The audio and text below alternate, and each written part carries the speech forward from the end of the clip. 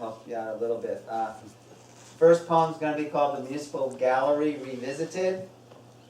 When you hear a line, heart smitten with emotion, that's about Yeats's great love, Maud Gunn.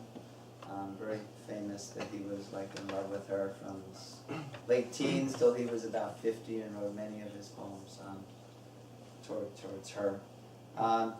And then there's Augusta Gregory, or Lady Gregory, who's like Yeats's greatest friend and artistic collaborator. And they both, really believed in the deep roots in the Gaelic language and in the Irish folklore and all that stuff coming up from the ancient land of Ireland. Along with John Synge, who was a great Gaelic scholar. Yeats encouraged him to go study the Irish people out in the west of Ireland in the Aran Islands, who still spoke only the Gaelic. The English had tried to wipe out Gaelic a lot, in most of Ireland, but still really survived out there. Synge was quite a character. He was kind of like a Asperger's, kind of a strange guy, and he wrote his plays how he wanted to write them, and he really didn't give a shit about public opinion. He said there was a chink in my stone wall that I could listen to the Irish serving girls. I could listen to them talk in Gaelic. So he would get a lot of his ideas from his plays, from hearing their language. So the three of them, Yeats, Synge, and Gregory, so they started the Abbey Theatre. They were like the founders of this Irish literary revival. And they really believed that, the beautiful roots in the Irish language, the music, the magic, and the beauty, that they could kind of like bring that into English. They called this kind of English, this kind of Irish Hibernian English, where the musicality of the Gaelic kind of flowed into the English speaking. So a lot of times when I use the Irish accent, it's kind of I can kind of feel that I feel something else that makes the poetry a lot richer. So I like to explore using that, like hearing the music of my ancestors. Okay, so this is the Municipal Gallery Revisited.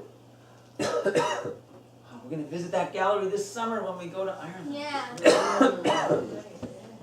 Nice.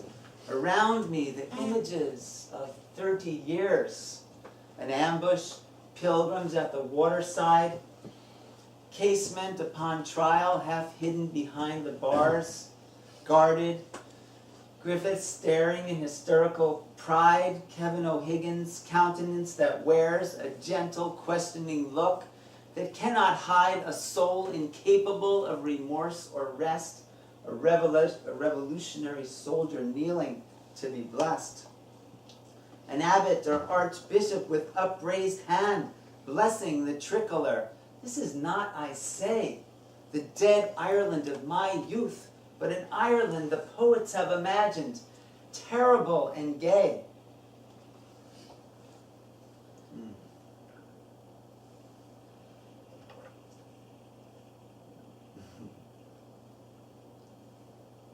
Sorry, I'm not used to my mouth getting so dry.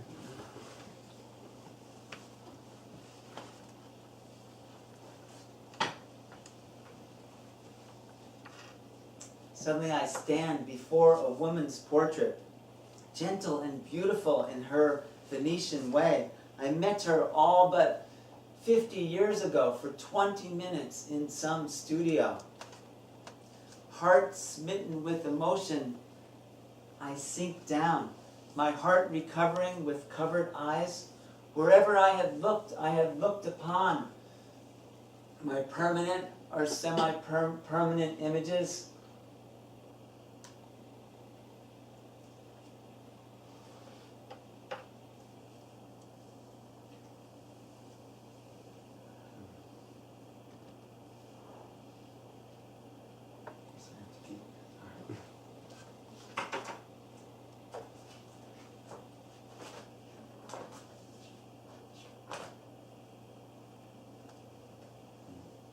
Augusta Gregory's son, her sister's son, Hugh Lane, only begetter of all these, Hazel Lavery, living and dying, that tale as though a ballad singer had sung it all, Mancini's portrait of Augusta Gregory, greatest since Rembrandt according to John Synge, a great ebullient portrait, certainly, but where is the brush that could show anything of all that pride and that humility?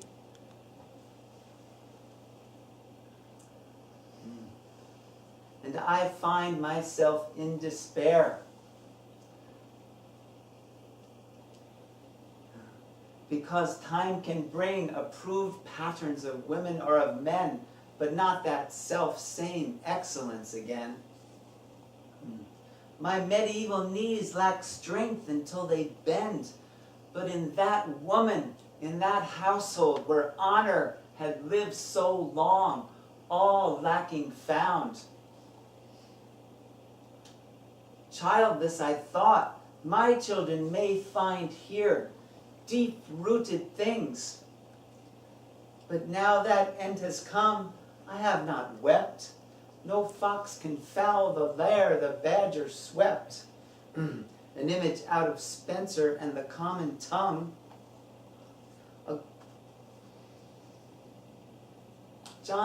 Augusta Gregory, I and John Synge thought that all we did, all we said or sang, must come from contact with the soil. And from that contact, everything Antaeus-like sprang forth. We three alone in modern times had brought everything down to that soul test again. Dream of the noble and the beggar man. And here is John Synge, that rooted man, forgetting human words, a grave, deep face. You who would judge me, do not judge alone this book or that, but come to this hallowed place, where my friends' portraits hang, and look thereon, Ireland's history in their lineaments trace. Think where man's glory most begins and ends, and say my glory was I had such friends.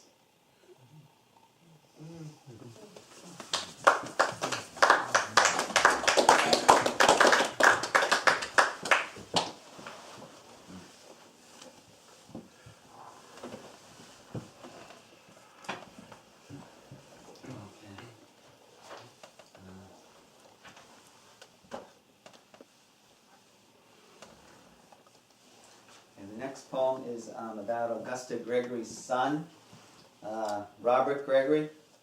It's called In Memory of Major Robert Gregory. I had kind of a really interesting experience when I was starting to learn it.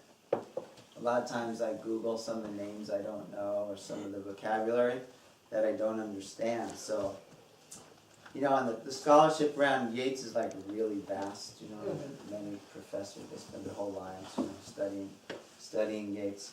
But most of the reviews of this particular poem say it's, you know, like one of the greatest elegies, beautiful elegies of this just remarkable, you know, fine, heroic man. But then I come across this one article by James Pethica, who is kind of today the most foremost Yeats scholar. It's called Yeats' Perfect Man in the Dublin Review, and it was kind of sort of a scathing review of the underbelly of this poem, about how Yeats really had lost a lot of respect for Robert Gregory. And Mr. Pethica was entrusted the diaries of Augusta Gregory and Robert Gregory's wife, Margaret. And he found out in these diaries that just came up that when Gregory in 1915 enlisted in the British Air Force, people used to think that he did that just because he was trying to, you know, join his classmates from Oxford who were in the war for England, but apparently it was mainly to get out of this big scandal that he had created in his home life. You know, there's a little journal entry from Augusta Gregory in August 1915 that I should have lived to know my son was a cad, dishonorable man. Or from his wife Margaret Gregory, never, never, never will I believe in anything moral in him again. He is all momentary drive. So to summarize Pethica's essay, you know, Robert Gregory kind of insisted that he could flaunt in public his affections for his young mistress and beat up her husband while demanding his wife just entertain them as house guests as if everything was cool. So I was kind of struggling to memorize this poem that seemed kind of like a dishonest poem. Yeats praising a man in public that privately he despises. But I remember John O'Donohue talking about the wisdom in contradiction. If you find a place of contradiction, to like really go into it, you know. Don't say I'm only on this side of it, but just kind of hold it and keep going as a doorway into wisdom. So I did that. As I continued memorizing, I could see more and more how, like Yeats says at the end, this poem took all his heart for speech. So we're talking about like the positive side of the heart and the darker side of the heart that Yeats put into this poem. So you can look for Yeats kind of wielding the knife of Jonathan Swift as he's simultaneously creating and destroying a grand heroic illusion. I can relax and remember this. Breathe. Hard with the voice. I don't know what's wrong.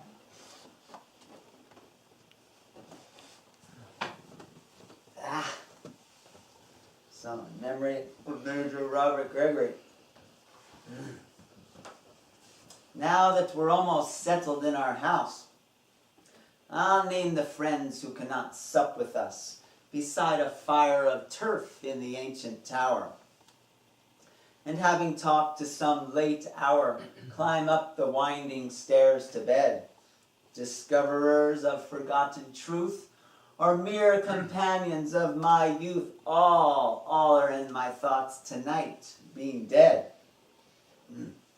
Always we'd have the new friend meet the old, and we are hurt if either friend seem cold, and there is salt to lengthen out the smart in the affections of our heart.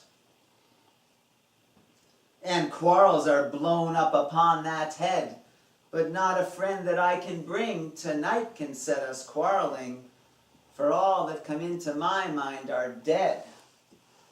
Lionel Johnson is the first to come to mind, that loved his learning better than mankind, though courteous to the worst, much falling he, brooded upon sanctity, till all his Greek and Latin learning seemed a long blast upon the horn that brought a little nearer to his thought a measureless consummation that he dreamed. And then that inquiring man, John Synge, comes next. I forgot to say that John Synge died of cancer in his mid-30s as he was studying Gaelic language. That dying chose the living world for text, and never would have rested in the tomb, though much traveling he had come towards nightfall upon certain set apart in a most stony, desolate place, towards nightfall upon a race passionate and simple like his heart. And then old George Pollak's fen comes to mind, in muscular youth well known to Mayo men, for horsemanship at meets or at race courses, that could have shown how purebred horses and solid men with all their passion live, but as the outrageous stars incline, by opposition square and trine, having grown sluggish and contemplative. They were my close companions many a year, a portion of my mind and life as it were, but now their breathless faces seem to look out of some old picture book. I have grown accustomed to their lack of breath, but not that my dear friend's dear son, our Sidney and our perfect man, could share in that discourtesy of death. For all things the delighted eye now sees were loved by him, the old storm-broken trees that cast shadows upon road and bridge, the towers set upon the stream's edge, the ford where drinking cattle stir nightly, and startled by that sound, the water hen must seek new ground. He might have been your heartiest welcomer, when with the Galway foxhounds he would ride from Castle Taylor to the Roxborough side, or Esser Kelly plain, few had kept his pace. At Mooneen he had leaped a place so perilous that half the astonished meet had shut their eyes. And where was it? He rode a race without a bit, and yet his mind outran the horse's feet.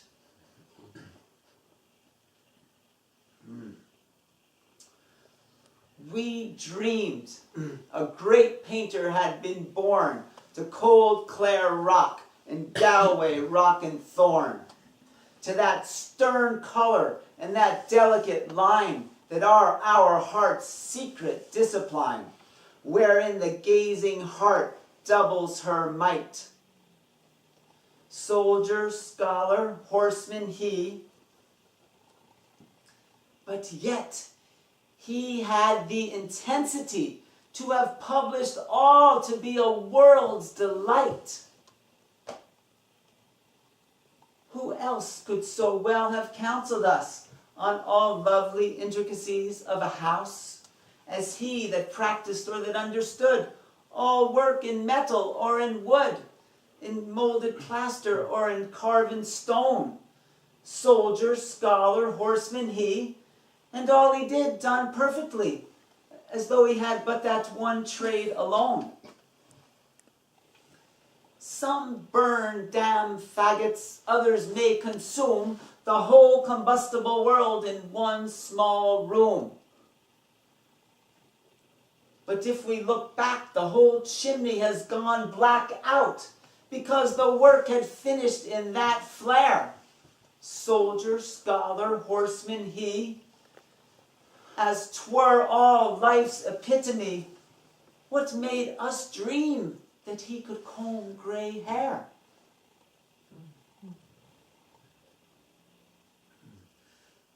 I had thought, seeing how bitter is the wind that shakes the shutter, to have brought to mind all those manhood tried, or childhood loved, or boyish intellect approved, until imagination brought some fitter welcome.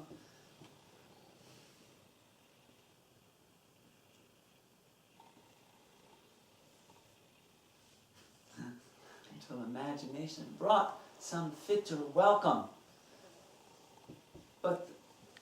But the thought of that late death took all my heart for speech. Forgot a line at the end.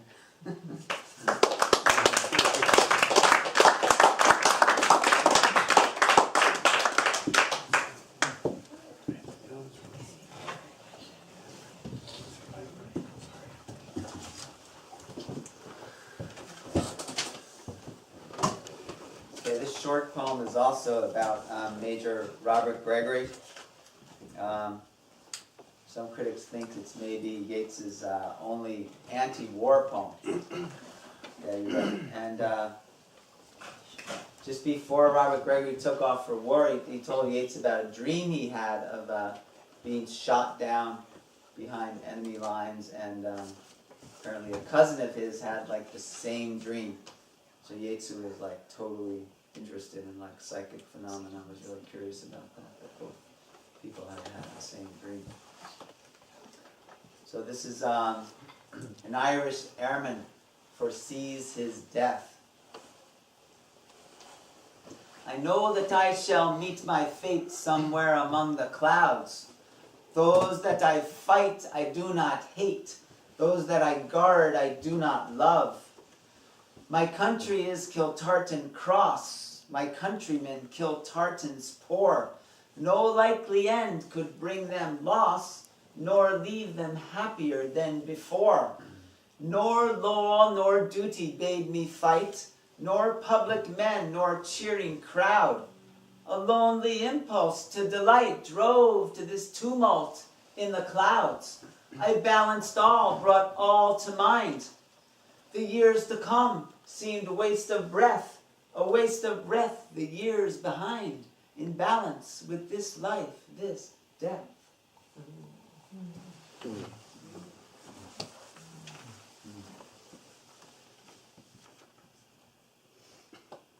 more poem and then intermission. I wasn't going to do this poem because I did it last year, but then I heard someone being interviewed on KPFA about the recent protests where people took over some of the freeways in Oakland, like in the middle of the night. And he was saying, you know, you go on these freeways all your life, you know, and it's like, you know, in a way humans are kind of like ants, you know, you have these patterns, you know, and you just follow them, right? Freeways, cars go on freeways, so when you're suddenly walking on one of these freeways, it's like really weird. And he said it reminded him of the strange beauty, the terrible beauty that Yeats talks about in this poem. Easter 1916. So it's the middle of World War I, right? And the Irish are still fighting for their independence.